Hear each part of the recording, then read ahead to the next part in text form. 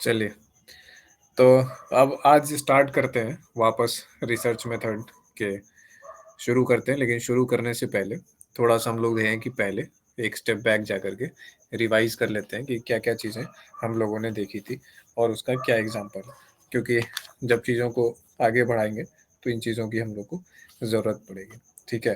तो सबसे पहली चीज़ जो हम लोग बात किए थे कि कांसेप्ट और कंस्ट्रक्ट के बीच में अंतर। जैसे कंसेप्ट और कंस्ट्रक्ट के बीच में क्या है कि दोनों का मीनिंग क्या है, सिमिलर मीनिंग है बट सेम नहीं है, ठीक है? मीनिंग सिमिलर है बट नॉट सेम। सिमिलर है, सेम नहीं है। इसका मतलब क्या है? सिमिलर का मतलब है मिलता-जुलता है, पर बिल्कुल एक जैसा नहीं है। क्यों? क्योंकि कंसेप्ट जो होता है, कंसेप्ट जो बनता है वो बनता है। अरे हटो यार तुम यहाँ से।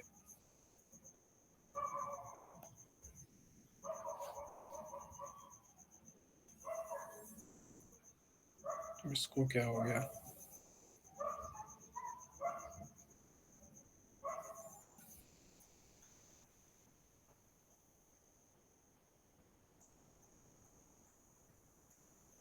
शुभम, रिकॉर्डिंग रोक दीजिए तो। क्या लिख रहा है?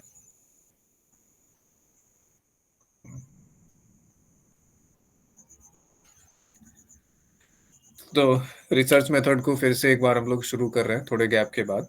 और तो पहले रिवाइज कर लेते हैं, जहाँ पे कि हम लोग सबसे पहले शुरू करते हैं कंसेप्ट और कंस्ट्रक्ट से।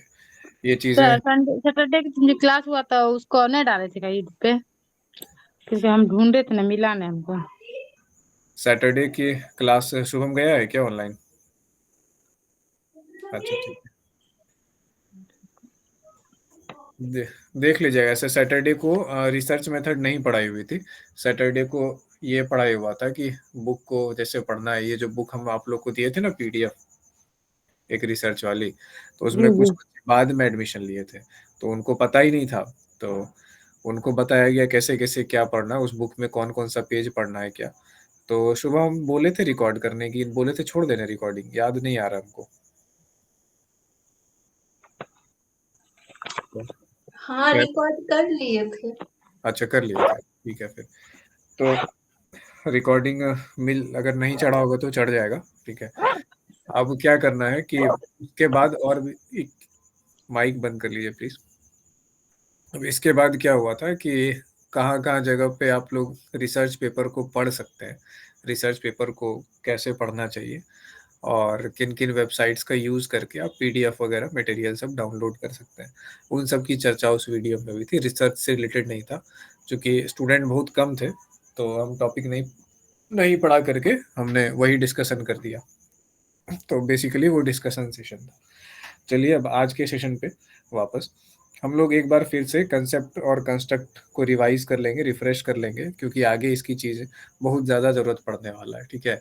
कंस्ट्रक्ट वैलिडिटी आप लोगों ने एक टर्म सुना होगा, तो कंस्ट्रक्ट को समझना बहुत ज़रूरी है और कंसेप्ट को। मैंने बताया कि कंस्ट्रक्ट और कंसेप्ट क्या है कि सिमिलर है, एक जैसे हैं, लेकिन बिल्कुल सेम नहीं है। एक जैसे हैं लेकिन बिल्कुल एक ही नहीं है, ठीक है। दोनों में कुछ अंतर भी है। तो मिलती-जुलती चीज़ें हैं बट डिफरेंस है। जैसे कहते हैं कि 2 भाई-बहन होते हैं, सगे भाई-बहन होते हैं, चेहरा मिलता-जुलता है, वो सेम नहीं होता है। तो कांसेप्ट क्या होता है, पर्टिकुलर से जनरल की तरफ बनता है, ठीक है। जैसे अचीवमेंट की हम लोग बात करते हैं। अब अगर हम लोग ये बोलते हैं कि कोई व्यक्ति जो है वो हाई अचीवमेंट का व्यक्ति है, तो क्या इससे ये स्पष्ट होता है कि हम लोग किस अचीवमेंट की बात कर रहे हैं? स्पोर्ट्स के अचीवमेंट की बात कर रहे हैं, सोशल सर्किल में अचीवमेंट की बात कर रहे हैं, एकेडमिक अचीवमेंट मार्क्स की बात कर रहे हैं, है ना? या फिर जो है पुरस्कारों की बात कर रहे हैं, किस अचीवमेंट की बात कर रहे हैं, ये क्लियर नहीं होता है। तो अचीवमेंट जो वर्ड हुआ, ये क्या हो गया, एक कंसेप्ट हो गया अचीवमेंट। लेकिन जब कंस्ट्रक्ट की बात करेंगे, तो हम लोग क्या करेंगे, जनरल से पार्टिकुलर की तरफ जाएँगे, विशिष्टता की तरफ। कि किस अचीवमेंट की बात हो रही है, तो उसमें सीधा-सीधा जैसे स्पोर्ट्स की बात है, तो अगर आप ये कहेंगे कि रनर है, दौड़ने वाला है, तो टाइमिंग की बात होगी, कितने सेकंड या इतने मिनट टाइम लेता है कोई एक कैटेगरी के रन करने में व्यक्ति। अगर इसकी मार्क्स की बात आती है एग्ज़ाम में, तो एकेडमिक अचीवमेंट की बात आती है तो हम वहाँ पे क्या करेंगे, लिखेंगे मार्क्स ऑफ द एग्ज़ाम। तो वो जो हो गया मार्क्स, टोटल मार्क्स हम लोग लिखेंगे, एग्रीगेट मार्क्स हम लोग लिखेंगे, तो वो क्या हो गया, कंस्ट्रक्ट हो गया। तो इसी तरीके से हम लोग समझे कि कंसेप्ट क्या होता है कि एक जनरल टर्म है, एक मोटा-मोटा वो चीज़ है जो कि हम लोग को समझने के लिहाज से सही होता है, बात करने के लिहाज से यूजुअली जनरल एक टर्म है, पर रिसर्च करने के लिहाज से हम लोगों को क्या है, एक विशिष्ट और ऐसा टर्म ढूँढना होता है जो कि एक्चुअल में हम लोग को रिसर्च करने में मदद करे, ठीक है? अब एक चीज़ क्या कहते हैं, ऑपरेशनलाइज़ेशन एक शब्द आता है। ऑपरेशनलाइज़ेशन मतलब रिसर्च क्या है, एक ऑपरेशन है, ऑपरेशन मतलब प्रक्रिया है, ठीक है? तो जब ऐसी प्रक्रिया है, तो प्रक्रिया को जब हम लोग को करना है किसी प्रक्रिया को, तो उसको इस तरीके से बनाना होगा ना कि कार्य को किया जा सके, है ना? ऐसा स्पेसिफिक एकदम टास्क टू टास्क वाला काम हो। तो इसको ये ऑपरेशनलाइज़ेशन में ये चीज़ें हम लोगों को काम आती है आगे, ठीक है? अब जैसे मान लीजिए कि वेट है, वेट की वज़न की हम लोग बात करते हैं, तो वेट एक कंसेप्ट हो गया, लेकिन मास क्या हो गया? मास एक कंस्ट्रक्ट है। वेट क्या हो गया? अलग-अलग जगह पर अलग-अलग होगा, ठीक है? क्योंकि वेट एक फ़ोर्स है और मास क्या है कि फ़ोर्स के पोर्शन को अगर हटा देते हैं, तो आपके में जितना मटेरियल है आपके बॉडी में या किसी भी चीज़ के बॉडी में, तो उसको जो हम लोग मास कहते हैं। चंद्रमा पे जाएँगे तो वेट अलग होगा, अर्थ पे जाएँगे तो वेट अलग होगा, ठीक है? और अलग ग्रहों पे जाएँगे तो वेट अलग-अलग होगा, लेकिन मास हर जगह पे सेम होगा। तो मास हो गया कंस्ट्रक्ट, वेट क्या हो गया? वेट हो गया आपका कंसेप्ट।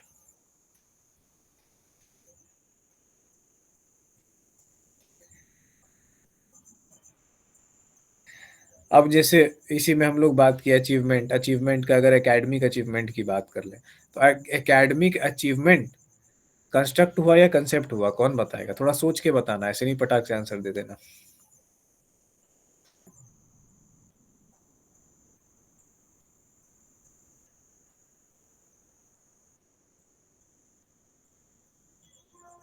कोई बताएगा?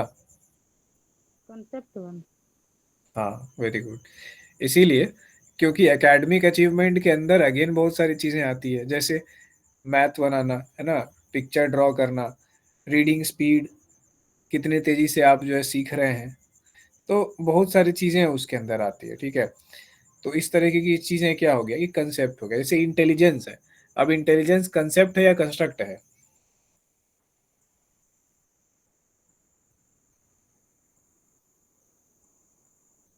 फिर से बोलिए तो सर एक बार। इंटेलिजेंस, इंटेलिजेंस बुद्धिमत्ता कंसेप्ट है या कंस्ट्रक्ट है? कंसेप्ट है सर। बुद्धिमत्ता भी एक कंसेप्ट ही है, क्योंकि गार्डनर महोदय ने क्या किया कि बताया कि बुद्धिमत्ता अलग-अलग तरीके की होती है ना? 9 प्रकार की बुद्धिमत्ता के बारे में उन्होंने बताया। तो इंटेलिजेंस भी क्या है कि अब मान लीजिए कि इंटेलिजेंस आप किसको इंटेलिजेंट कह सकते हैं? किस डोमेन में, किस जगह पे क्या स्किल अप्लाई हो रहा है, तो वो डिटरमाइन करता है ना कि इंटेलिजेंस क्या है। कोई इंटेलिजेंस की कोई एक परिभाषा नहीं है।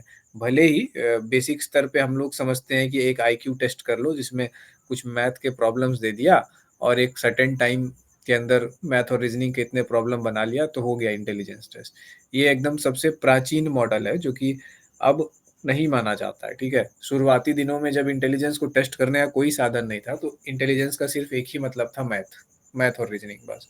जो मैथ और रीज़निंग कम टाइम में ज़्यादा बनाएगा, वो बहुत इंटेलिजेंट हो जाएगा। ऐसा नहीं है, अब इंटेलिजेंस की बहुत फ़ॉर्म है, सोशल इंटेलिजेंस है, इमोशनल इंटेलिजेंस है, म्यूज़िकल इंटेलिजेंस है, ठीक है?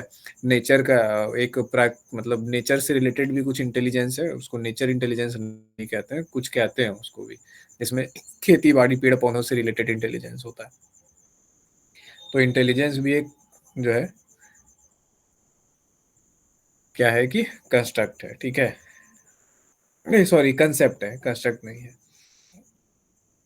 अब तो कंस्ट्रक्ट क्या है? कंस्ट्रक्ट भी बेसिकली एक कंसेप्ट है लेकिन वो पर्टिकुलर होता है और उसमें एडेड मीनिंग होता है, ताकि उसमें हम लोग साइंटिफिक पर्पज़ से साइंस के लिए हम लोग उसको इस्तेमाल कर सकें।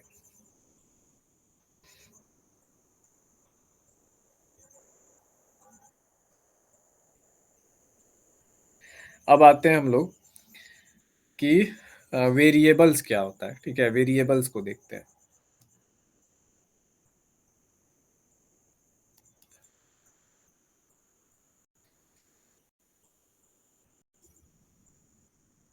वेरिएबल्स वैसी चीज है, वेरिएबल्स को जानने से पहले कांस्टेंट को समझते हैं। कांस्टेंट वो होता है जो कि एकदम टिका हुआ है, जैसे 1 2 3 4, यूजुअली मैथ के लैंग्वेज में इसका वैल्यू चेंज नहीं होता है। वेरिएबल्स वो होता है जिसके वैल्यू पे वैल्यू चेंज हो सकती है, जैसे X, Y, Z, age, gender, income, caste, occupation. ये सब क्या है? वेरिएबल है। वेरिएबल का मतलब, वेरिएबल किससे बना है? Very plus able, VARY, very, VERY वाला नहीं, ठीक है, जिसका मतलब है, वेरी का अर्थ होता है बदलना, ठीक है, और एबल का मतलब बदलने योग्य। तो जो बदलने योग्य है वो वेरिएबल है, ठीक है, जिसमें अलग अलग वैल्यूज आ सकती है। फॉर एग्जाम्पल, आप 80 लोगों का एक सैंपल लेते हैं और आप उसमें जो है देखते हैं कि क्या है, क्या क्या चीज़ें, एजुकेशन का क्या स्तर है, ठीक है, जेंडर क्या है, इनकम क्या है, सोशल क्लास किस क्लास से बिलोंग करता है, ठीक है, तो एंजाइटी का लेवल क्या है, रिलीजन क्या क्या है, पॉलिटिकल प्रेफरेंस क्या है उसका, ठीक है, तो इंटेलिजेंस क्या है, अचीवमेंट में किस किस तरह के अचीवमेंट्स उसने रखे हैं।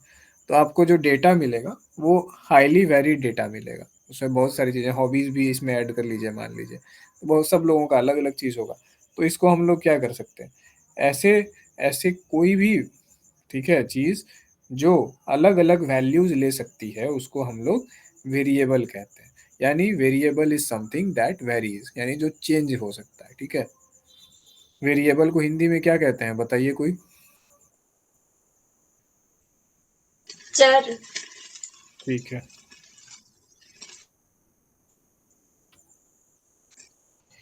तो यहाँ पे हम लोग जो करेंगे, मान लीजिए कि रिसर्च का प्रोसेस शुरू करते हैं, तो सबसे पहले तो जो है हम लोग के माइंड में, तो हम लोग का माइंड तो कंसेप्ट के फॉर्म में सोचता है, बातचीत की भाषा कंसेप्ट की होती है, लेकिन काम जब करने उतरते हैं, जब साइंस का काम करने उतरते हैं, तो हम लोग को क्या करना होता है, साइंस का लैंग्वेज इस्तेमाल करना होता है। जैसे गूगल पे सर्च आप कर लीजिएगा अपने लैंग्वेज में, ठीक है, गूगल आपको बता देगा, चैट जीपीटी, जेमिनी, ये सब सब अपने लैंग्वेज में कर लीजिएगा। पर जब आपको कंप्यूटर प्रोग्राम करना होगा, तो आपके लिए जो प्रोग्रामिंग लैंग्वेज है, स्पेसिफिक लैंग्वेज है, उसमें काम करना होगा। तो वैसे साइंस की अलग अपना एक टर्म है, टर्मिनोलॉजी है, लैंग्वेज है, एक मेथड है, उस मेथड में आना होता है। तो उस मेथड में क्या करते हैं हम लोग, कंसेप्ट से कंस्ट्रक्ट की तरफ बढ़ते हैं, और जब कंस्ट्रक्ट की तरफ बढ़े तो उसके बाद हम लोग क्या करेंगे कि करके सारा वेरिएबल देखते जाएंगे कि क्या क्या वेरिएबल इसमें आ सकता है, ठीक है।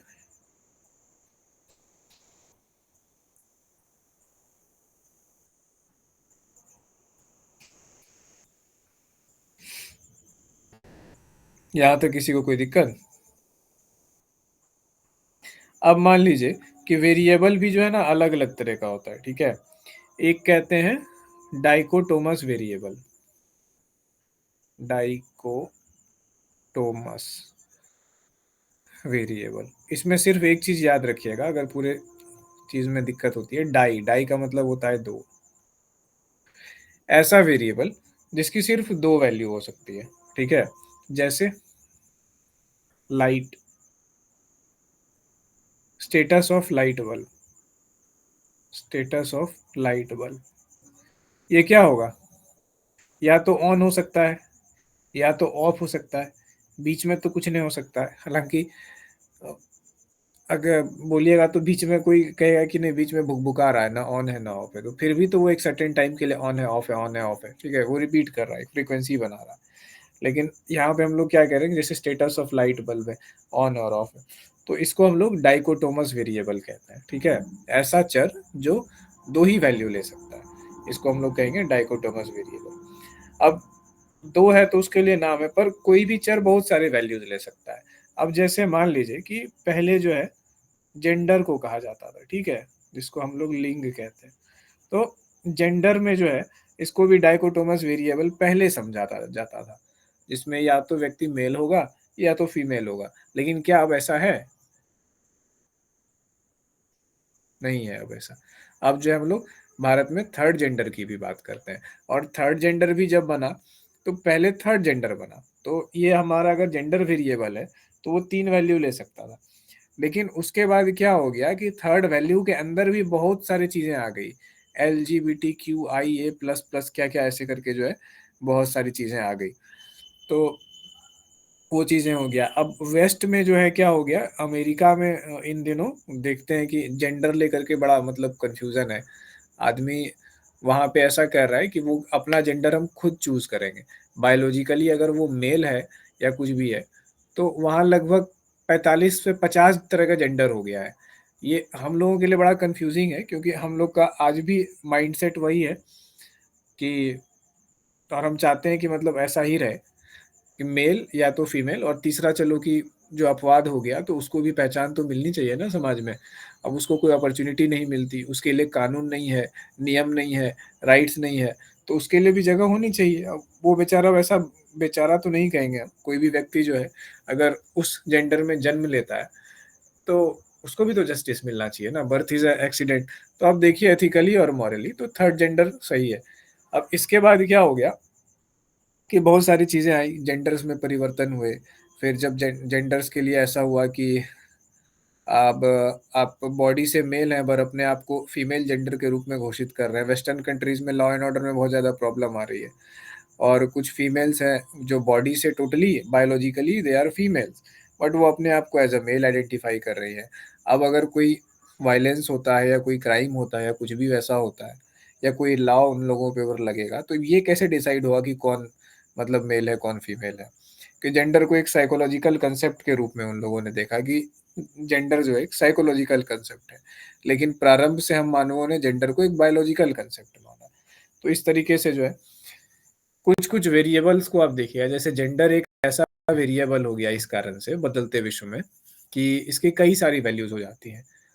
तो अब ये थोड़ा सा कॉम्प्लिकेटेड हो कर देता है चीज़ों को। तो ये केवल जेंडर की बात थी, लेकिन जेंडर यूजुअली क्या हुआ करता था, डाइकोटोमस हुआ करता था। अब फिर ट्राइकोटोमस हुआ, अब उसके बाद फिर अब बहुत सारे हो गए। अब इसके बाद कोई और आप लोग ऐसा वेरिएबल सोच करके बताइए जो कि डाइकोटोमस हो। हर व्यक्ति एक ही बताएगा, ठीक है, जो केवल 2 वैल्यूज ले सकता है।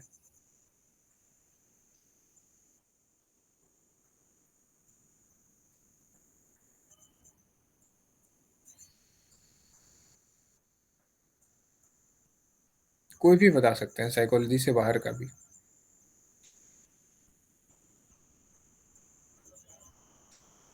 फिजा बताइए।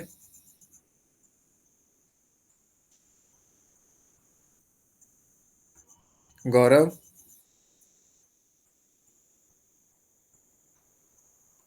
कहकशा। लाल बिहारी। वेदर हो सकता है क्या?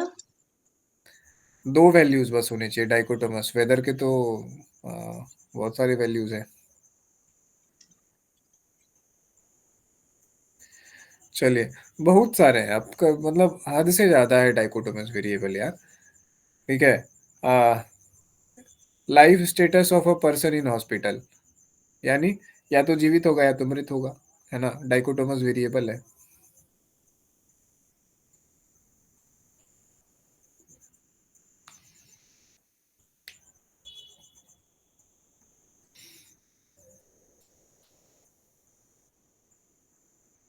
जैसे अमेरिका में आप लोग देखिएगा कि 2 पार्टी होती है, ठीक है, एक रिपब्लिकन होता है एक डेमोक्रेट होता है। तो वहाँ पे अगर आप पॉलिटिकल प्रेफरेंस वहाँ के जोन में देखिएगा, तो वो political preference of an American क्या हो गया, वो भी डाइकोटोमस वेरिएबल हो गया। ठीक है।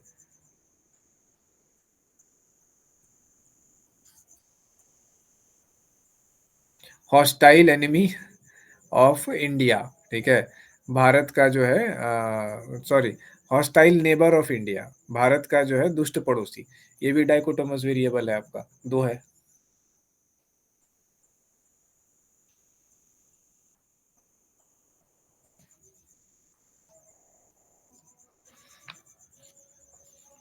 तो हम लोगों ने वेरिएबल के बाद भी, अब एक और डाइकोटोमस वेरिएबल लेते हैं, स्टेटस ऑफ एम्प्लॉयमेंट, या तो एम्प्लॉयड होगा या तो अनएम्प्लॉयड होगा, ठीक है, 2 ही चीज है।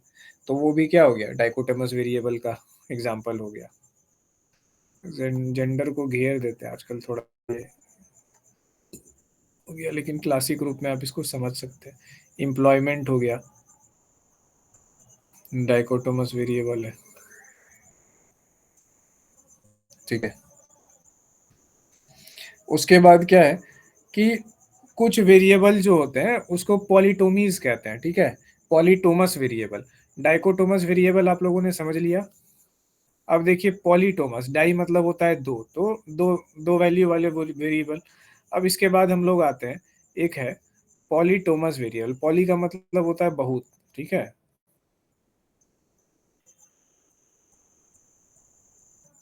पॉलीटोमस वेरिएबल, पॉली का मतलब होता है अनेक, ठीक है। तो ऐसे वैल्यूज, ऐसे वेरिएबल जिसके अनेक वैल्यूज हो सकते हैं, जैसे मॉडर्न कंसेप्ट ऑफ जेंडर, अनेक वैल्यूज हो सकते हैं। रिलीजन, बहुत सारे रिलीजन है दुनिया में, 20 से भी ज्यादा, ठीक है, अनेक वैल्यूज हो सकते हैं।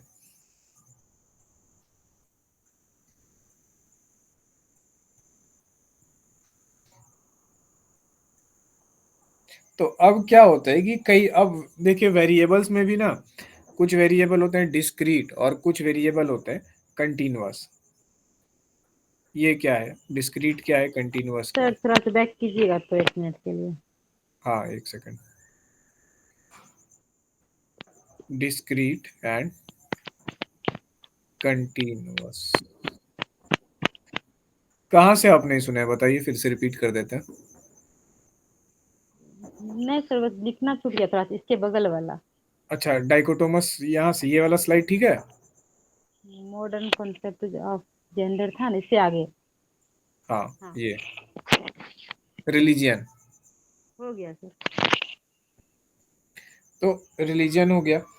ये जो है पॉलीटोमस वेरिएबल हो गया कि इस वेरिएबल के अनेक वैल्यूज हो सकते हैं। अब हम लोग अगर वेरिएबल पे बात करें तो दो तरह के होते हैं, डिस्क्रीट या कंटिन्यूअस। डिस्क्रीट का मतलब एकदम आसानी से समझने लायक, अलग अलग, जो जो एक वैल्यू दूसरे से क्लियर कट अलग अलग है। जैसे रिलीजन है, तो रिलीजन वेरिएबल जो है वो डिस्क्रीट वेरिएबल होगा, ठीक है। व्यक्ति या तो हिंदू होगा, या तो मुस्लिम होगा, या तो ईसाई होगा, या तो बौद्ध होगा, या तो पारसी होगा। ऐसा नहीं हो सकता है कि हिंदू और मुस्लिम के बीच में कहीं पे है, ठीक है, या फिर ईसाई और पारसी के बीच में कहीं पे है। तो ऐसे जो वेरिएबल्स हैं इसको हम लोग डिस्क्रीट वेरिएबल्स कहेंगे, ठीक है। जैसे number of water bottles, number of water bottles क्या है, डिस्क्रीट वेरिएबल है कि वाटर बोतल या तो एक हो सकता है, या तो दो हो सकता है, या तो तीन हो सकता है, 1.5 या 2.5 नहीं हो सकता है। और अगर अमाउंट ऑफ वाटर अगर हम लेते हैं, ठीक है, अमाउंट ऑफ वाटर, पानी की मात्रा, तो वो कंटिन्यूअस वेरिएबल होगा। वो 100 ml हो सकता है, 101 ml हो सकता है, 100.01 ml हो सकता है, 100.02 ml हो सकता है। यानी कि कोई भी दो वैल्यू लीजिएगा तो उसके बीच में कोई ना कोई वैल्यू हो ही सकता है, ठीक है। तो डिस्क्रीट वेरिएबल है। जेंडर के बारे में बड़ा इंटरेस्टिंग चीज है, और हम लोग इन चीजों के बारे में ज्यादा बात करेंगे क्योंकि ऑब्वियस हम लोग का फील्ड ही है साइकोलॉजी का, ह्यूमन का। तो ये सब चीज़ों पे, जेंडर के बारे में, रिलीजन के बारे में, बिलीफ के बारे में, सोसाइटी के बारे में, ठीक है, रिलेशनशिप्स के बारे में, सब चीज़ के बारे में हम लोग बात करते हैं और पढ़ते हैं। तो अब जेंडर, जो मॉडर्न कंसेप्ट ऑफ जेंडर है, तो उसमें देखिएगा कि जो ओल्ड कंसेप्ट ऑफ जेंडर था उसमें आपको डिस्क्रीट मिलेगा, या तो व्यक्ति मेल होगा, या तो फीमेल होगा, या तो मान लीजिए ट्रांसजेंडर होगा। लेकिन अगर थर्ड जेंडर की अगर बात करें तो फिर उसमें जिस जिस तरीके से इंटरप्रेट किया गया है यूनाइटेड स्टेट्स में जेंडर को लेकर के, और यूनाइटेड स्टेट्स की चर्चा इसीलिए इम्पोर्टेंट है क्योंकि अपना जो गाइडलाइन आता है ये एपीए साइकोलॉजी का, ठीक है, अमेरिकन साइकेट्रिक एसोसिएशन के अंदर जो क्रिएट होता है डीएसएम, तो जो अमेरिका के सोसाइटी में घटित होगा वो डीएसएम में आएगा, और जो डीएसएम में आएगा वो पूरी दुनिया में प्रैक्टिस होगा, या तो डीएसएम या आईसीडी-10 में। तो इसीलिए उन चीज़ों को समझना ज़रूरी है। तो ये क्रूशियल वक्त है जिससे वहाँ का समाज गुजर रहा है, एक बहुत ट्रांसफॉर्मेशनल टाइम है। इसका असर वहाँ के लॉ एंड ऑर्डर पे दिख रहा है, वहाँ के कॉन्स्टिट्यूशन पे दिख रहा है, एंड ग्रेजुअली एपीए पर दिखेगा, और एपीए पर अगर इसका असर दिखेगा तो फिर वो डीएसएम पर भी असर दिखेगा, और डीएसएम पर असर दिखेगा तो फिर हम लोग के साइकोलॉजी के फील्ड पे असर दिखेगा। ठीक है,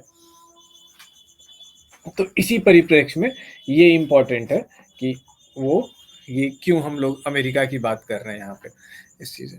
तो हम लोग आते हैं जेंडर पे। तो वहाँ पे जो अमेरिका में कुछ ऐसे चेंजेस आ रहे हैं ना कि जेंडर अपनी डिस्क्रीटनेस खो रहा है, वो धीरे धीरे कंटिन्यूअस के साइड आ रहा है। ये हम लोगों के लिए समझना बड़ा मुश्किल है कि कैसे कोई व्यक्ति या तो मेल होगा या तो फीमेल होगा, उसके बीच में कैसे क्या हो सकता है। थर्ड जेंडर है वो अलग चीज़ है, वो बीच में नहीं है। हम लोग बोलते भले ही हैं बीच में, लेकिन अब थर्ड जेंडर में इतने सारे जेंडर उन्होंने बना दिए हैं कि हमको लगता है कि कुछ टाइम के बाद ऐसा होने लगेगा कि व्यक्ति कोई ऐसा मेथड निकाल लेंगे जिसके थ्रू ये तय कर लिया जाएगा या फिर ऐसा समझा जाएगा कि कोई भी व्यक्ति मेल या फीमेल नहीं है, ये इतना परसेंट मेल है और इतना परसेंट फीमेल है। अब ये सुन के हम लोगों को थोड़ा हास्यास्पद लग सकता है, but originally it is very true कि कोई भी व्यक्ति मतलब अगर बायोलॉजिकली और साइंटिफिकली देखें तो हम में से कोई भी व्यक्ति ना तो पूर्णतः मेल है और ना तो पूर्णतः फीमेल है। जितने भी मनुष्य हैं सब जो है ना, मतलब ह्यूमन स्पीसीज ही एक तरीके से समझिए ट्रांसजेंडर स्पीसीज है अगर बात की जाए, क्योंकि बायोलॉजिकल और जेनेटिक प्रोफाइल के नज़रिए से बात की जाए, विज्ञान के नज़रिए से बात की जाए तब। लेकिन जेंडर का डिटर्मिनेशन वैज्ञानिक नज़रिए से कहाँ है? वो तो अपने फ्रीडम ऑफ चॉइस के बेसिस पे जो है यूएस में उग जाए कि नहीं मेरी इच्छा है, मैं भले ही मैं पुरुष हूँ पर मुझे स्त्री जैसा रहना है, मतलब मेरी इच्छा ये है, मेरा चॉइस है। द पावर ऑफ चॉइस इतना है कि नहीं हम अपना जेंडर चूज करेंगे, क्यों हमको भगवान ने जो बना के भेजा हम वही जेंडर बन के रहे। तो इस तरह की बातें वहाँ पे आ रही है। क्लासिकल जो थ्योरी है, जो पुरानी जो सभ्यताएं हैं और उस हिसाब से जो मानसिकताएं, उसके हिसाब से इन चीज़ों को पागलपन और क्या-क्या चीज़ नाम दिया गया है, बहुत सारी चीज़ें मानी गई है। लेकिन समय के साथ चीज़ें बदलती है, तो देखिए कितना क्या बदलता है। अपना काम ये नहीं है सही और गलत या उसमें जाना, अपना काम ये है जानकारी रखना कि कहाँ पे क्या चल रहा है, बस दैट्स ऑल। बाकी आपको जो बिलीव लगता है, जो मॉडल सही लगता है अपने हिसाब से, वो अपने लिए रख सकते हैं। कहीं कोई डिबेट या इसकी आवश्यकता नहीं है ना, कि क्या बढ़िया है क्या बढ़िया नहीं है, जिसको जो बढ़िया लगे करे। इधर भी न्यूज में दिया था कि एक वो क्रिकेटर ही है, वो हाँ भी अपना जेंडर चेंज कराए थे। वो भी किसी क्रिकेटर के ही बेटे थे, उनका नाम भूल गए हम। हाँ, वो तो मतलब बहुत कुछ जगह दिन पे खेले और संजय कुछ दिन मंजरेकर का खेले। बेटा। हाँ हाँ अच्छा, हाँ हाँ। हाँ। तो वैसे ही वो चीज़ें हैं। अब एक समय भी आ गया कि मतलब टेक्नोलॉजिकली हम लोग इतने एडवांस हो चुके हैं कि एक्चुअली में मतलब बायोलॉजिकली मेल को फीमेल में बदला जा सकता है। ये बहुत गजब की बात है कि मेल को फीमेल में और फीमेल को मेल में बदला जा सकता है और उसके सारे ऑर्गन्स और सारा बॉडी सब कुछ फंक्शनल है। अब जेंडर परिवर्तन मेडिकल रूप से पॉसिबल होना टेक्नोलॉजी में बहुत बड़ा ब्रेक थ्रू है। क्यों कराता है नहीं कराता है पर्सनल रीज़न है, जाने वो लोग। तो अब ये चीज़ है कि हम लोग चूँकि साइकोलॉजी के स्टूडेंट हैं, तो हम लोग का माइंडसेट इसका व्यू पॉइंट क्या रहना चाहिए, मतलब इस फील्ड के लिहाज से। ये नहीं हम कह रहे हैं कि आप पर्सनल वैल्यूज़ अपना चेंज कर लीजिए, ठीक है? पर्सनल आपका जो है वो पर्सनल में रखिए, लेकिन फील्ड के बिहाफ से क्या होगा, चूँकि हम लोग पब्लिक फील्ड में, सोशल फील्ड में, और हमारी मेंटालिटी अगर ऐसी होगी बाइनरी जेंडर या ऐसे वाले, और हमारी रियलिटी चेंज हो रही है। मेरी मेंटालिटी, ब्रजेश की मेंटालिटी, अगर मैं अपनी निजी बात करूँ, तो मेरा मेंटालिटी थर्ड जेंडर तक सीमित है। एक जेंडर, दूसरा जेंडर और तीसरा जेंडर। उसके बाद हमको नहीं समझ में आ रहा है। और हमको भी एक्चुअली इस मतलब जो पुरानी सोच है, मेरा भी पर्सनल वही मानना है कि यार ये मतलब क्या है ये होमोसेक्सुअलिटी एंड ऑल दैट।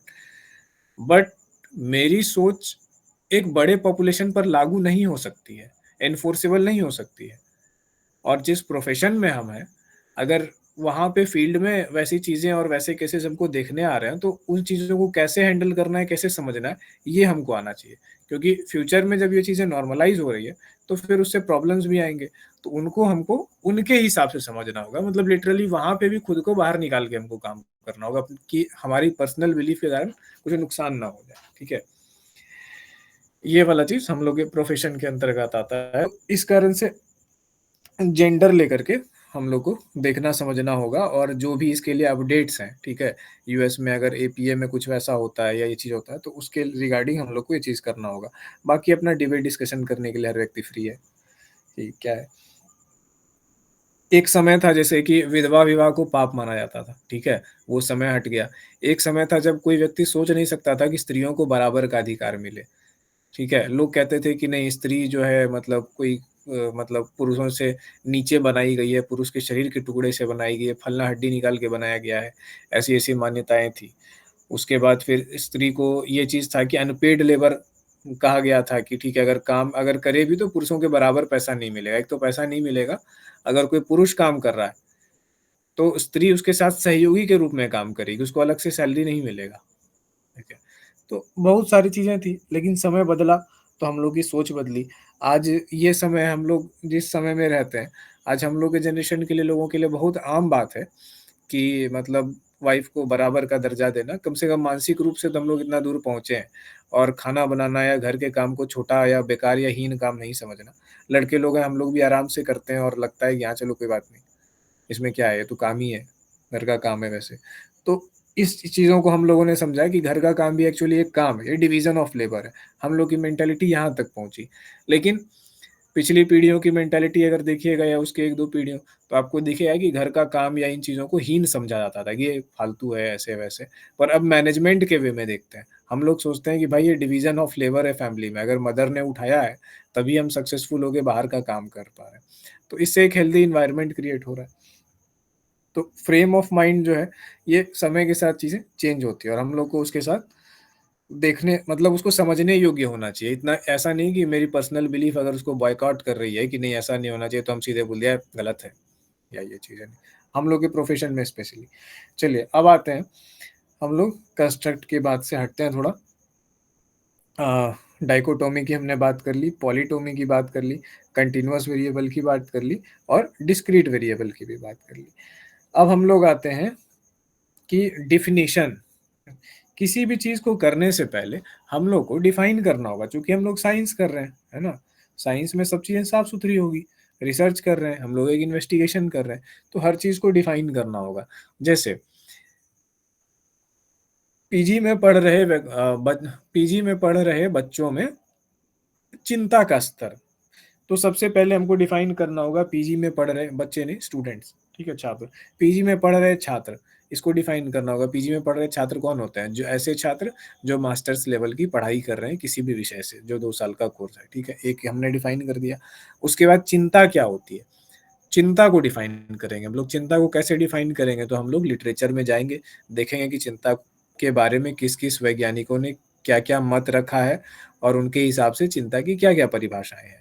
तो हम लोग 4, 5, 6 दृष्टिकोण की परिभाषा लिखेंगे। आंसर राइटिंग भी जब कॉपी में करते हैं तो यही रखते हैं ना, कि अगर किसी चीज़ की परिभाषा कर रहे हैं तो एक बिहेवियरिस्ट के व्यू पॉइंट से डाल देंगे, एक साइकोएनालिस्ट के व्यू पॉइंट से डाल देंगे, एक न्यूरो साइंटिस्ट के व्यू पॉइंट से डाल देंगे, एक एक्सपेरिमेंटल के व्यू पॉइंट से डाल देंगे। तो क्या हो गया कि चिंता का लगभग ओवरऑल पिक्चर हमें मिल गया। तो यहाँ पे भी क्या होता है कि हम लोग डिफाइन करते हैं चीज़ों को। अब डिफाइन जो हम लोग करते हैं तो जिससे हम लोग जो बनाएँगे एक एक तो उसको हम लोग क्या कहेंगे? डेफिनिशन कहेंगे, यानी परिभाषा, ठीक है? तो डेफिनिशन कहेंगे। अब डेफिनिशन भी 2 तरह के होते हैं, कंस्टिट्यूटिव डेफिनिशन और operational definition. Constitutive definition and operational definition.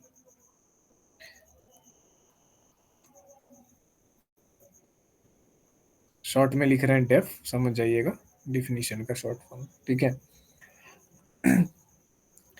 अब जैसे किसी भी कंस्ट्रक्ट को डिफाइन करना है, तो कंस्ट्रक्ट को किसी भी चीज़ की परिभाषा हम लोग कैसे देते हैं? किसी भी चीज़ की अगर परिभाषा देनी है तो दूसरे शब्दों का इस्तेमाल करके हम लोग डिफाइन करते हैं, ठीक है? यानी कि वो क्या होता है, एक ऐसी परिभाषा होती है जो कंस्टिट्यूटेड होती है, यानी निर्मित होती है, ठीक है? दूसरे शब्दों की सहायता से। जैसे डिक्शनरी में अगर किसी शब्द का आप अर्थ देख रहे हैं या किसी चीज़ की परिभाषा देख रहे हैं, तो उसके अर्थ को अन्य शब्दों की सहायता से बताया जाएगा, ठीक है? या तो पर्यायवाची का यूज़ करके। तो उस तरीके से अब जैसे इंटेलिजेंस है, तो इंटेलिजेंस को जो है ये चीज़ कहा जाएगा कि बुद्धिमत्ता क्या है? बुद्धि का कुशल प्रयोग, बुद्धिमत्ता इस तरीके से बता दिया उसको, ठीक है? तो एक शब्द को जब अलग शब्दों के निर्माण का यूज़ करके, अलग शब्दों का यूज़ करके बनाया जाता है, किसी चीज़ को डिफाइन किया जाता है, तो उसको हम लोग कहते हैं कंस्टिट्यूटिव डेफिनिशन, ठीक है? यहाँ तक किसी को कोई दिक्कत?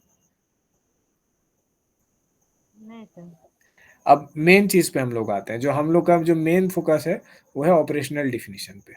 ठीक है, ऑपरेशनल डिफिनीशन क्या है, ये बहुत अलग है। अब लगता होगा डिफिनीशन का मतलब परिभाषा जैसे हम लोग देखे हैं, तो बट हम लोगों ने जो परिभाषा देखी है, ज्यादातर जो देखी है, जो पढ़ी है, हम लोगों ने कंस्टिट्यूटिव डिफिनेशंस देखी है, पढ़ी है किताबों में। लेकिन रिसर्च में जो हम लोग के लिए ज्यादा इंपॉर्टेंट है, कंस्टिट्यूटिव डिफिनेशन समझने के लिए, ऑपरेशनल डिफिनेशन काम करने के लिए। और यहाँ पे आप लोग को वर्ड देख रहा है ऑपरेशनल, मतलब एक ऑपरेशन करने में जो हम लोगों को सहायता देगा। तो जाहिर सी बात है कि रिसर्च में ये वाला डेफिनेशन ज्यादा इंपॉर्टेंट होगा, रिसर्च के व्यू पॉइंट से हम लोग देखते हैं।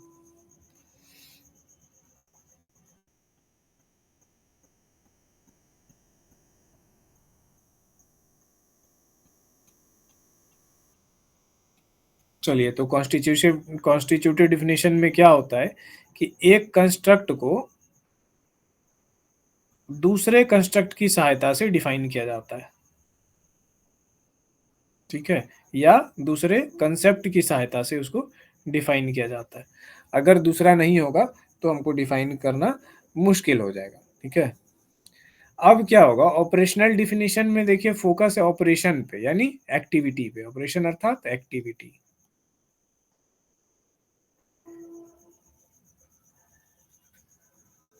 तो उसमें क्या हम लोग करते हैं कि कोई एक चीज को नापना है। ठीक है, तो एक मिनट हाँ, जैसे इंटेलिजेंस की अगर परिभाषा दें, यहाँ पे जो बुद्धिमत्ता की परिभाषा हमने देखी, तो उसमें बोला गया कि बुद्धि का जो कौशल है, या कुशल बुद्धि, बुद्धि का कुशलता से प्रयोग बुद्धिमत्ता। तो ये हो गया क्या, बुद्धि का कुशलता। कुशलता एक कंसेप्ट हो गया, कंस्ट्रक्ट हो गया। ठीक है, बुद्धि एक कंसेप्ट या कंस्ट्रक्ट आप कह सकते हैं। तो इस तरीके से एक के द्वारा इस्तेमाल करके दूसरे को, तो इसके लिए क्या पता होना चाहिए कि पहले का भी अर्थ पता होना चाहिए। लेकिन विज्ञान में आप ऐसे करते जाइएगा, फिर उसके पीछे भी आप अर्थ निकालिएगा, उसको दूसरे के सहायता से डिफाइन कीजिएगा, फिर उसको दूसरे के सहायता से डिफाइन कीजिएगा। तो ऐसे आप एंडलेस लूप में फंसते चले जाइएगा अगर आप कंस्टिट्यूटिव डिफिनेशन का यूज करेंगे, क्योंकि हम लोगों के पास हर कुछ सटीकता से डिफाइन होनी चाहिए। तो हम लोग क्या करते हैं, ऑपरेशनल डिफिनेशन का यूज करते हैं। ठीक है,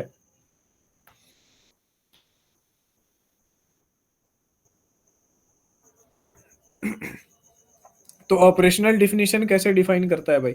ऑपरेशनल डिफिनेशन ऐसे डिफाइन करेगा कि वो ऑपरेशंस की बात करेगा, वो एक्टिविटी की बात करेगा, एक्शंस की बात करेगा,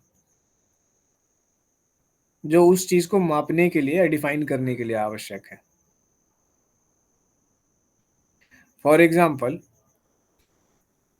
इंटेलिजेंस क्या है? इंटेलिजेंस का ऑपरेशनल डिफिनेशन ये होगा, ठीक है, intelligence is number of scores achieved on certain intelligence test. यानी बुद्धिमत्ता क्या है? बुद्धिमत्ता, बुद्धिमत्ता परीक्षण के लिए जो टेस्ट बनाए गए हैं उस पर जो स्कोर आया है उसको हम लोग बुद्धिमत्ता कहेंगे। समझे? तो ये है ऑपरेशनल डिफिनीशन। अब बोलिए कि सर ऑपरेशनल डिफिनीशन से तो समझ में नहीं आता है, तो ऑपरेशनल डिफिनीशन समझने के लिए है ही नहीं, समझने के लिए कॉन्स्टिट्यूटिव डिफिनीशन है। ऑपरेशनल डिफिनीशन है ऑपरेट करने के लिए, एक्टिविटी करने के लिए, है ना, एक्शन करने, मेजरमेंट करने के लिए। समझ गए? तो दोनों चीजें जरूरी होती है।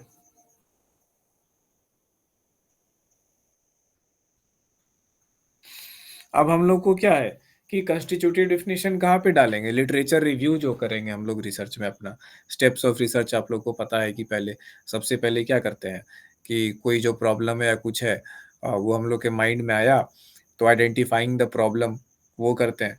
उसके बाद हम लोग लिटरेचर रिव्यू करते हैं।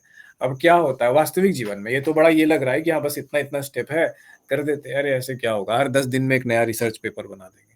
पर क्या होगा वास्तविकता में, चीजें क्या होती है कि आपने किताबें पढ़ी जो कि 150-200 साल पहले लिखी गई थी, या उसका रिवीजन है, रिसेंट बार बार रिप्रिंट करके थोड़ा बहुत चेंज किया गया है। अब वो उतना पुराना आइडिया, 150 साल पहले किताब लिखी गई है, आज जो चेंजेस हो रहे हैं समाज में, ये किताबों में आते आते तो 50-60 साल लग जाएंगे। एक अनुमान करते हैं, अगर नॉर्मली अगर हम लोग इंडियन कंटेक्स्ट में बात की जाए, बहुत टाइम लग जाएंगे। तो ऑलरेडी किताब में बहुत लेट से आया, जब फील्ड में सारा उसके प्रति जितना भी स्पंदन है, झगड़ा है, विवाद है, डिस्कशन है, सब सुलझ जाता है, सलट जाता है 50-100 साल बाद, तब जाके फॉर्मली फाइनली चीजें किताब में आती हैं। उस किताब को हम लोग पढ़ते हैं और कई पीढ़ियों तक पढ़ते रह जाते हैं। तो हमारे जो ज्ञान और विद्या का जो स्तर है, हम जो पढ़ेंगे हम उसी हिसाब से सोचेंगे ना। हम मास्टर हो गए अपनी पढ़ाई में, बन गए, टॉपर बन गए, कर लिया नेट क्वालिफाइड, ये वो, ठीक है। बट क्या हुआ, आपके ज्ञान का स्तर, जो इस फील्ड के ज्ञान का स्तर है अभी वर्तमान में, उससे तो आप कई 100 साल पीछे हैं, है ना।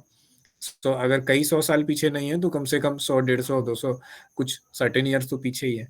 तो उन किताबों को पढ़ के, उन चीजों को पढ़ के आपका दिमाग जो कल्पना करेगा या जो प्रॉब्लम्स आपको लगेगी कि अरे ऐसा ऐसा है, ऐसा है, ये प्रॉब्लम है, हमको ये प्रॉब्लम स्टडी करना है, फिर आप लिटरेचर रिव्यू करने जाएंगे, आप खोजने जाएंगे फील्ड में कि ऐसा कुछ हुआ है, तो पता चलेगा कि बहुतेरे काम ऐसा ऐसे हो करके रखे जा चुके हैं, ठीक है।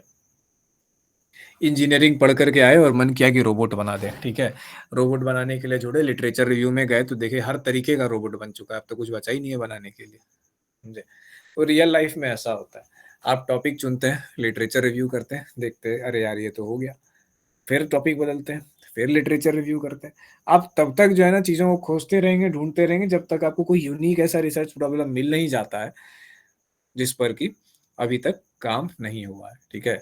तो ये प्रॉपर जो हम तरीका बता रहे हैं, तो उसके लिए क्या जरूरत है, एक तो जहां तक आपकी जो एकेडमिक पढ़ाई है, जो मतलब एक चम्मच भर खिलाया जाता है आपको पूरे समुद्र के पानी में से, एक चम्मच भर पानी पिला के गोल्ड मेडल ये वो दिया जाता है, उतना सा पीने के बाद समुद्र में पूरा घूमना होगा, देखना होगा, एटलीस्ट कम से कम अपना जो एरिया है समुद्र का, कि हाँ इस एरिया में हमको इंटरेस्ट है, उस एरिया में देखना होगा, ढूंढना होगा, अपने नॉलेज को अप टू डेट करना होगा आज के लेवल तक, ठीक है, कि क्या क्या चीजें हो रही है, एटलीस्ट उन कामों को मैं समझ पाऊँ, देख पाऊँ, और समझ भी पाएंगे क्योंकि बेसिक एजुकेशन तो उसकी भी वही थी ना।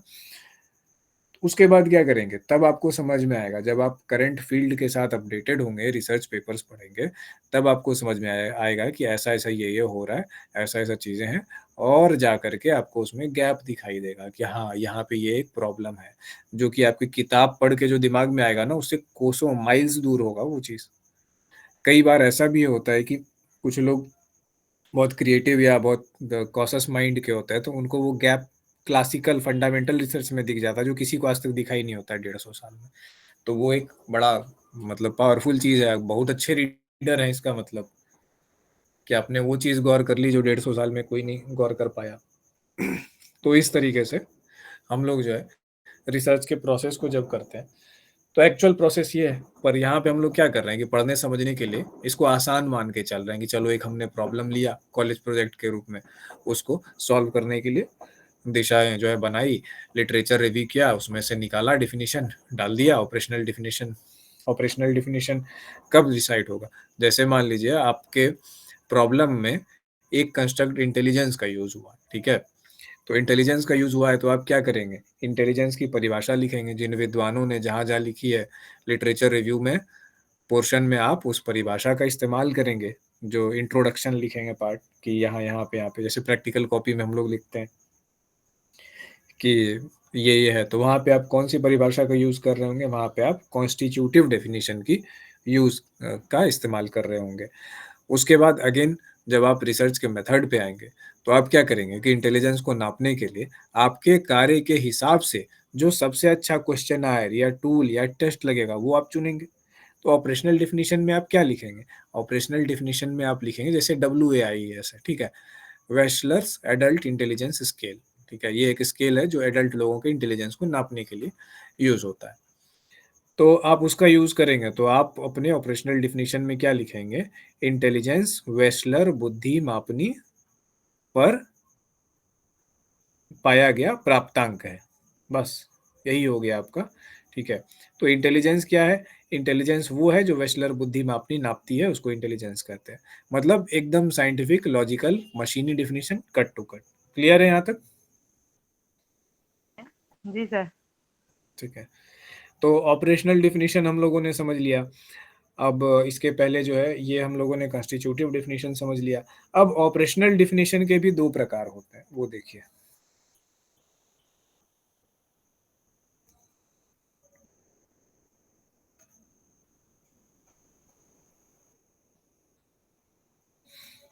रिसर्च को या किसी भी टॉपिक को पढ़ने के लिए, समझने के लिए सबसे ज़्यादा इम्पोर्टेंट ये है कि आप उसको किस क्रम में पढ़ेंगे। ये नहीं कि किस क्रम में किताब को लिखा गया है।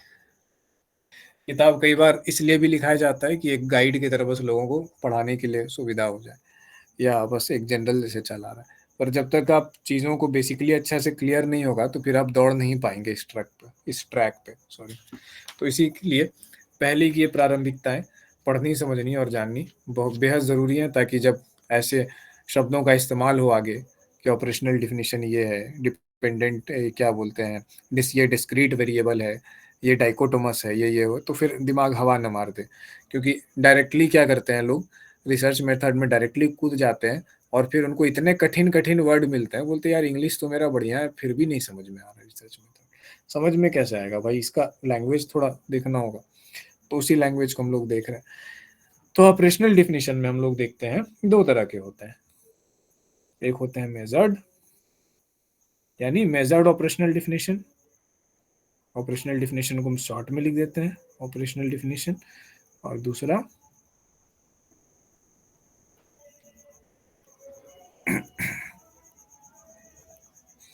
Experimental operational definition. ठीक है, तो हमने जो अभी बात की ऑपरेशनल डिफिनीशन की, वो किसके ज्यादा नजदीक लग रहा है, मेजर्ड के या एक्सपेरिमेंटल के?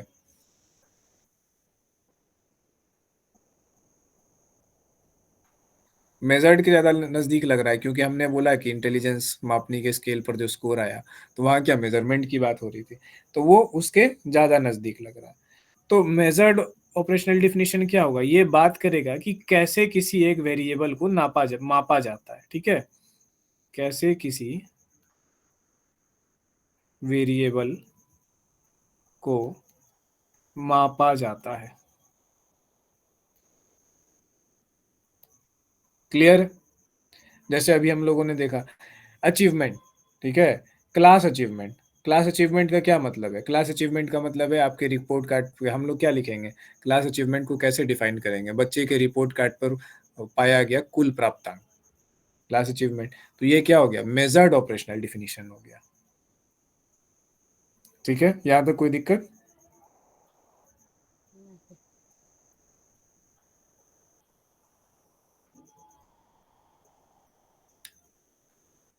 अब इसके बाद जो होगा, अब एक्सपेरिमेंटल ऑपरेशन डिफिनीशन होगा। ये क्या चीज है, अब ये चीज इंपॉर्टेंट है, इसको समझिएगा कि एक्सपेरिमेंटल ऑपरेशनल डिफिनीशन, ये मेजर्ड तो बहुत सरल लग रहा है, इससे थोड़ा सा एक स्टेप आगे आता है।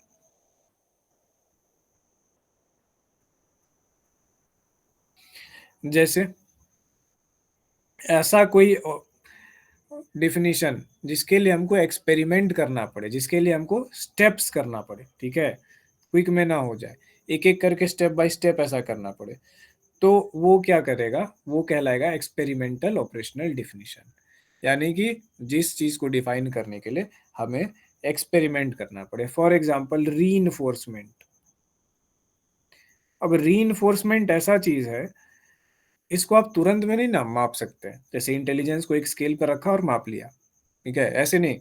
आपको क्या करना होगा, रीइंफोर्समेंट करने के लिए आपने किस किस स्टेप्स का इस्तेमाल किया। ठीक है, रीइंफोर्समेंट, मान लीजिए कि मेमोरी रीइंफोर्समेंट की बात हो कि आपने जो चीज़ पढ़ा है आपको वो याद कराया जाए, तो इसके लिए हमको प्रॉपर एक प्लान बनाना होगा कि हाँ 2-2 दिन पे, 3-3 दिन पे सेम चीज़ों को रिपीट करना होगा, टेस्ट्स लेने होंगे, रिवीजन सेशन लेना होगा, डिस्कशन सेशन लेना होगा, आप लोगों को टास्क देंगे, क्वेश्चन आंसर उसी से रिलेटेड करके आओ। तो इस तरीके से क्या होगा कि आप लोग का रीइंफोर्समेंट होगा। तो जब हम एक्सपेरिमेंटल ऑपरेशनल डिफिनीशन की बात करेंगे, तो उसमें क्या करेंगे कि जो जो स्टेप्स जरूरी होंगे, ये याद रखिएगा स्टेप्स, ठीक है, ये इंपॉर्टेंट है। तो जो जो स्टेप्स जरूरी होंगे उनको हम लोग कर लेंगे अकाउंट, उसका भी मेंशन होगा। ठीक है, तो ये चीज है। तो ऑब्वियस सी बात है कि एक्सपेरिमेंटल ऑपरेशनल डिफिनीशन क्या होगा, ये बड़ा होगा।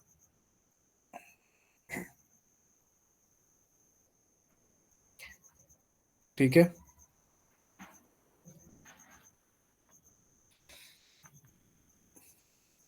यहां तक किसी को कोई दिक्कत? अब एक बात बताइए, क्या ऑपरेशनल डिफिनीशन पूरा डिफिनीशन है किसी चीज का? नहीं है, पूरा डिफिनीशन नहीं हो सकता है। क्वेश्चन ऐसे आएगा कि मान लीजिए कि ऐसा आता है कि इसमें से कौन सा डेफिनेशन कंप्लीट डेफिनेशन की श्रेणी में आता है, तो कॉन्स्टिट्यूटिव डेफिनेशन ज़्यादा कंप्लीट माना जाएगा ऑपरेशनल की अपेक्षा, क्योंकि ऑपरेशनल डेफिनेशन का उद्देश्य केवल किसी सर्टेन ऑपरेशन को करने के लिए कंस्ट्रक्ट को डिफाइन करना है, उसके पूरे मीनिंग को डिफाइन करना नहीं है। लेकिन कॉन्स्टिट्यूटिव डेफिनेशन का उद्देश्य क्या है? समझने के लिए, उसके पूरे मीनिंग को समझने के लिए डिफाइन करना। तो ये वो चीज़ इम्पॉर्टेंट है। अब इसके अलावा एक जो है कहीं-कहीं पे आपको देखने के लिए मिलेगा ऑब्जर्वेशनल डेफिनेशन, ठीक है? तो ऑब्जर्वेशनल डेफिनेशन क्या होता है? बदतमीजी जैसे क्या है? बदतमीजी को आप ऐसा कुछ दीजिए जिसको कि ऑब्जर्व करके बताया जा सके एक ऐसा चीज़ है। तो बदतमीजी को आप डिफाइन करेंगे बिहेवियरल ऑब्जर्वेशन के हिसाब से, तो उसको हम लोग ऑब्जर्वेशनल डेफिनेशन कहेंगे, ठीक है? लेकिन ये बहुत ढीला-ढाला सा है, ये बहुत पक्का सा डेफिनेशन नहीं है। तो ये किस में आएगा? ये आपका एक्सपेरिमेंटल में नहीं आ सकता, ऑपरेशनल में तो आ ही नहीं सकता, ठीक है? कॉन्स्टिट्यूटिव में भी ठीक से नहीं आएगा। तो इसको कहते हैं ऑब्जर्वेशनल डेफिनेशन, क्योंकि जो ऑब्जर्व किया वो बोल दिया गया। साइंटिफिक है कि नहीं है, कोई अता पता नहीं है। एक्सपेरिमेंट किया गया है कि नहीं, पता नहीं। मेजर्ड है कि नहीं, पता नहीं, है ना? विद्वानों ने बोला है कि नहीं, पता नहीं, ठीक है? तो वो हो गया ऑब्जर्वेशनल डेफिनेशन। तो साइंस में क्या ऑब्जर्वेशनल डेफिनेशन का हम लोग यूज़ करेंगे? साइंटिफिक प्रोसेस में नहीं करेंगे। साइंटिफिक प्रोसेस से पहले का जो प्रोसेस है, एक जनरल आइडिया वाला जो स्टेज होता है, चीज़ों को देखने, समझने, एक्सप्लोर करने का, मतलब जहाँ से हम लोग के पास आइडिया आता है, वहाँ पे हम लोग ऑपरेशनल डेफिनेशन का सहारा ले सकते हैं, सॉरी, ऑब्जर्वेशनल डेफिनेशन का सहारा ले सकते हैं। कि पहले ऑब्जर्व करते हैं तभी तो चीज़ें आती है ना आगे, फिर विज्ञान के ऑब्जर्व करते हैं, फिर उसको और वैज्ञानिक ढंग से हम लोग चीज़ों को करते हैं। तो वो एक शुरुआती पॉइंट होता है। ठीक है, तो फिर यहाँ तक किसी को कोई दिक्कत?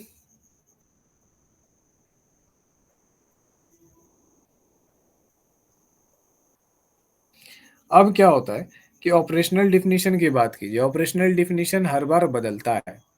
कॉन्स्टिट्यूटिव डेफिनेशन हर बार बदलेगा? नहीं बदलेगा। क्यों नहीं बदलेगा? कॉमन सेंस की बात है। कॉन्स्टिट्यूटिव डेफिनेशन क्या है कि किसी रिसर्च या किसी थ्योरी या किसी वैज्ञानिक ने जब वो सब चीज़ें की, तो उसको एक अच्छे से डिफाइन किया अपने शब्दों में। अलग-अलग दृष्टिकोण वाले वैज्ञानिकों ने अलग-अलग तरीके से डिफाइन की, वो नहीं बदलेगा। पर एक्सपेरिमेंटल डेफिनेशन जो होगा या फिर मेजर्ड डेफिनेशन जो होगा, वो किसके अंदर आता है? वो आता है ऑपरेशनल डेफिनेशन के अंदर। तो ऑपरेशनल डेफिनेशन क्या होगा? हर रिसर्च के साथ बदलेगा, क्योंकि हम कैसे ऑपरेट कर रहे हैं, क्या-क्या प्रोसेस कर रहे हैं, वो तो उस रिसर्च के लिए स्पेसिफिक होगी, उस स्टडी के लिए स्पेसिफिक होगी। तो ऑपरेशनल डेफिनेशन चेंज होते हैं। ये चीज़ एक इम्पॉर्टेंट चीज़ है। जैसे क्रिएटिविटी की बात करते हैं, तो हम साइकोलॉजिस्ट के लिए क्रिएटिविटी का अलग मतलब है, लेकिन हो सकता है आर्टिस्ट के लिए अलग मतलब हो क्रिएटिविटी का, है ना? तो अब हम लोग को क्या करना होगा? हम लोग का जो ऑपरेशनल डेफिनिशन होगा वो अलग होगा, आर्टिस्ट का जो ऑपरेशनल डेफिनिशन होगा वो अलग होगा। अब जैसे देखते हैं कई बार एक मॉडर्न आर्ट नाम की चीज़ चलती है दुनिया में, तो हमको आज तक वो समझ में नहीं आया। हमको लगता है कि जिस व्यक्ति को आर्ट नहीं आता है वो कुछ भी कर दे और उसको मॉडर्न आर्ट बोल दे और उसके पीछे एक कहानी लगा दे कि ऐसे-ऐसे हुआ है बस। तो कहानी को खरीदते हैं लोग लाखों करोड़ों में। हमको आर्ट का मतलब समझ में आता है, जैसे लियोनार्डो दा विंची था, उनका आर्ट भाई उनसे अच्छा मतलब आज तक आर्टिस्ट पूरी दुनिया में पैदा ही नहीं हुआ। और सिर्फ आर्टिस्ट नहीं, क्या नहीं था उनके पास, स्कल्प्टर थे, आर्टिस्ट थे, और ह्यूमन बॉडी का जो डायग्राम उन्होंने बनाया है, इतना डिटेल्ड बनाया है कि आपको देख के लगेगा कि वो कैमरा का खींचा हुआ फोटो है, लिटरली। ह्यूमन रेशियोज का, बॉडी का, एक एक नस का, एक एक वो चीज़ का डायग्राम, मतलब नस, लीवर, एक स्किन के टेक्सचर, कलर का इतना बेजोड़ नॉलेज कि same to same colour skin का हो या पत्ता का हो या कुछ भी हो, एकदम एग्जैक्ट। मतलब उस इंसान के हाथ में फोटोग्राफी था, समझिए एक तरीके से। उसके बाद सिर्फ वही नहीं, आवाज़ सुनने की क्षमता, रंगों को देखने की क्षमता, इतनी चीज़ें मतलब इतनी अलग थी ना उनमें कि कहा ही नहीं जा सकता है कि वो आदमी थे या दिव्य पुरुष थे, क्या थे, मतलब कुछ कहना ही मुश्किल है उनके बारे में। तो क्रिएटिविटी की जब भी बात आती है तो लियोनार्डो दा विंची की बात आती है। बहुआयामी व्यक्तित्व के, तो हर चीज़ें में, म्यूज़िक के फील्ड में, ड्राइंग के, और सब में एकदम एकदम ऐसे स्टेटस पे कि जो है कि उनको बीट किया जाना क्या, उनके तक पहुँच पाना किसी के बस की बात नहीं थी उस समय तक। तो हम लोग आते हैं यहीं पे वापस कि आज का यहीं पे क्लास ख़त्म करते हैं यहीं तक, ठीक है? इसके बाद फिर हम लोग नेक्स्ट क्लास में इससे आगे बढ़ेंगे और देखेंगे कि आगे क्या पढ़ना है हम लोग को रिसर्च मेथड में। बेसिक जो कंसेप्ट हैं वेरिएबल्स के बारे में थोड़ा बहुत पढ़ेंगे, और वेरिएबल जैसे एक दूसरे से जुड़ते हैं कैसे, ये सब चीज़ों के बारे में पढ़ेंगे। ठीक है, तो आज का क्लास यहीं पे समाप्त करते हैं, रिकॉर्डिंग स्टॉप कर दिया जाए।